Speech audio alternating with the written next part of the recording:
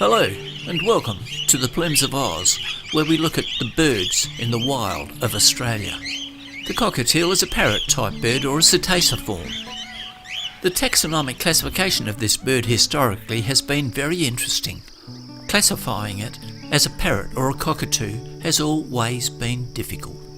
It has a crest, so immediately one would think, it's more like a cockatoo. Yet it has a long, narrow tail, more like a parrot.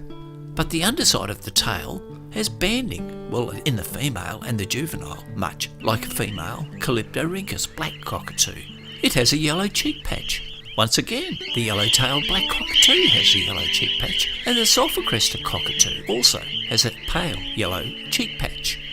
And the bones of the skull of a cockatiel more resemble that of a cockatoo than a parrot. You may think I'm suggesting that this bird should be classified as a cockatoo. Not for one moment. When you look at a cockatoo and you look at the cockatiel, you will realise that these birds are totally morphologically different. And the good thing is, DNA suggests that they are different than both cockatoos and parrots. So they are in their own genus, Nymphicus, from the Latin meaning small or baby of a spirit. However, they are still in the family Cacatuidae. Cockatiels are flock birds. Most parrots only go in small flocks, whereas cockatoos go in large flocks. It is not unusual in the dry areas of Australia to see flocks over 100, and this is another similarity of the cockatiel to the cockatoo. A real difference between a cockatiel and a cockatoo is that when the cockatiel turns in flight, the white shoulder just shines in the sun. No cockatoos have white shoulders.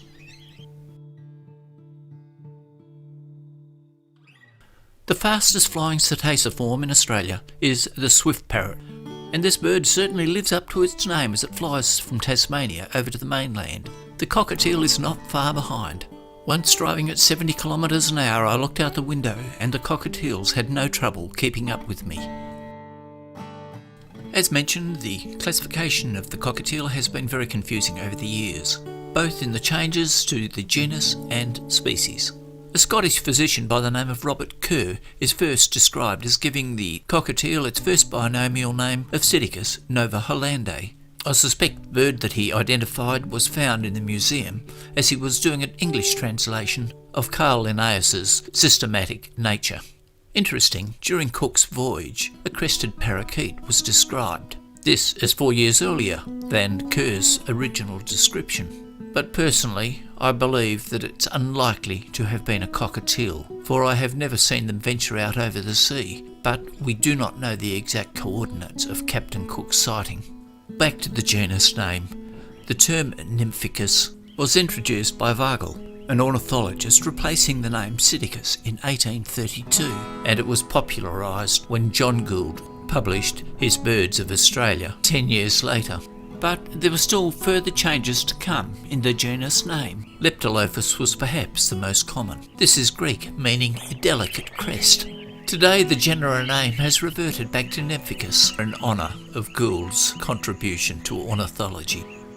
Look at this beautiful flock of cockatiels. They show classical flock behaviour, coming as a group onto the ground, searching for seed.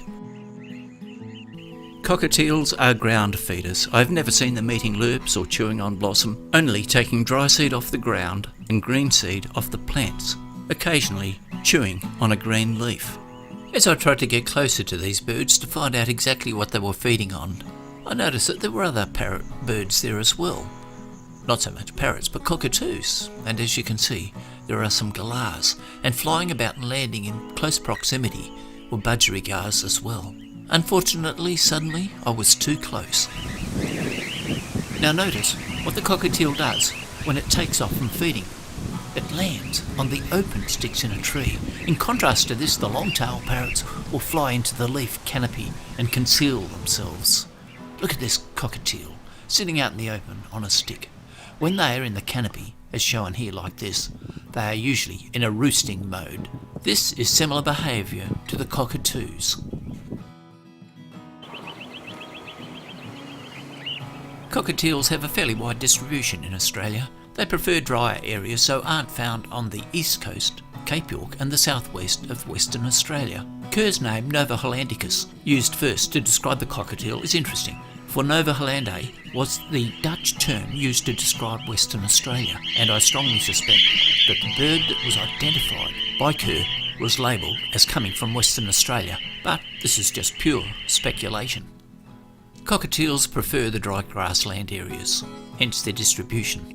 It is thought that the numbers of cockatiels are increasing, possibly from the more ready availability of water from bores sunk into the artesian basin. For nestlings to survive, they have to be fed. Dry seed is hard to regurgitate, so water is essential. So flocks of 100 birds or more are not uncommon in the dry grasslands of Australia.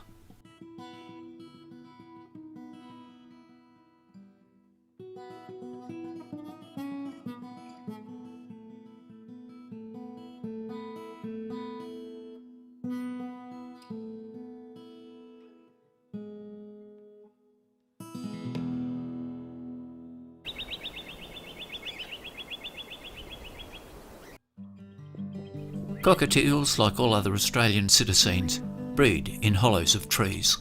And so as these birds fly around, they are constantly exploring tree hollows. The male bird determines the suitability, then the female will enter the nest, and once this happens, it's nearly a foregone conclusion that this will be a nesting site. Here, a simple exploration. The male looks in, and that's it. It's a large vertical log. The opening is too open. Rain will come in. It's not suitable. The female doesn't even bother about entering. The male flies off to another site. The male has 2 visits, but the female just sits patiently, letting him do the exploration. But the end story was nothing eventuated, despite 2 visits by the male. She didn't enter.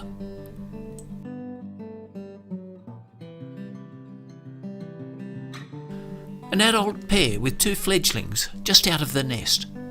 The young birds do what is called head bobbing, begging for food.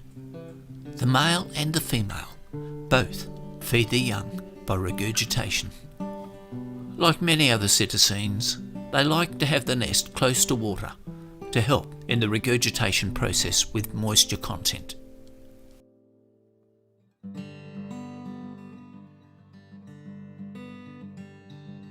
There are several local names for the cockatiel, Vireo and Quorion. These names reflect the sound that the cockatiel makes in its chatter. But also, Wiro, which I believe is probably Vireo, is an indigenous name given to the cockatiel by the indigenous people in Western Australia.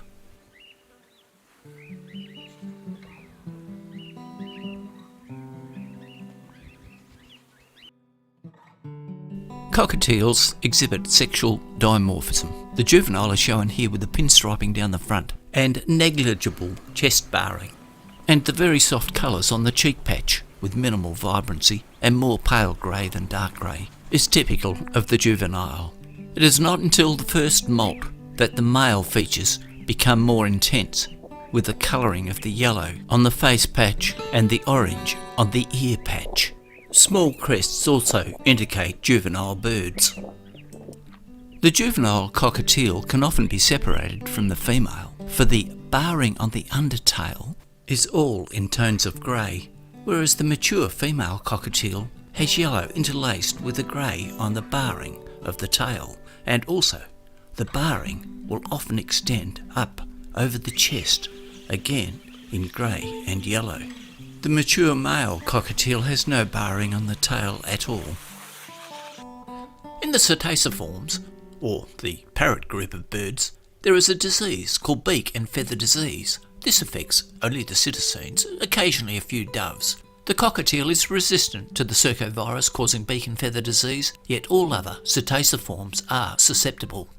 And the cockatiel is an important model for investigation of immune-related viral diseases. For beak and feather disease attacks the immune system.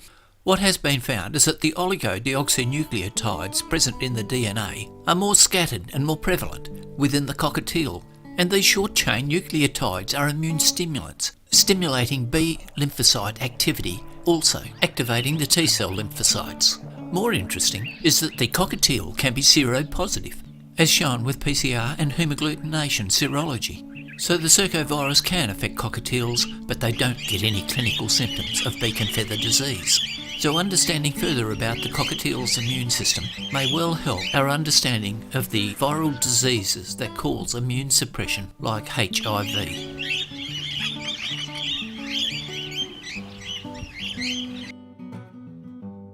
Here out in western New South Wales is a typical floodplain, and this is where the cockatiels thrive. What amazes me is how they can survive in this environment. Previous to when I filmed this video, there was an extensive drought extending for 6 years. Now, in 2021, there is plenty of seed, and these birds have no trouble surviving. But what amazes me is when they are feeding, they more frequently than not don't land amongst the grass areas. Instead, they land in a patch of burr, prickles, saltbush, maybe a few daisies. Most of this I would regard as non-edible food. But watching them feed, they spend more time in these prickly shrubs than in the grass areas. When I walk through the bush like this, my shoes just get covered in seed, and I suspect this is what they are after.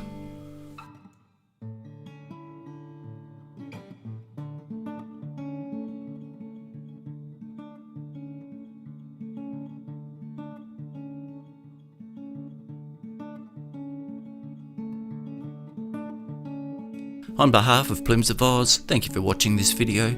If you like to see Australian birds in the wild, hit the subscribe button to get notification of our next release of Australian birds in the wild.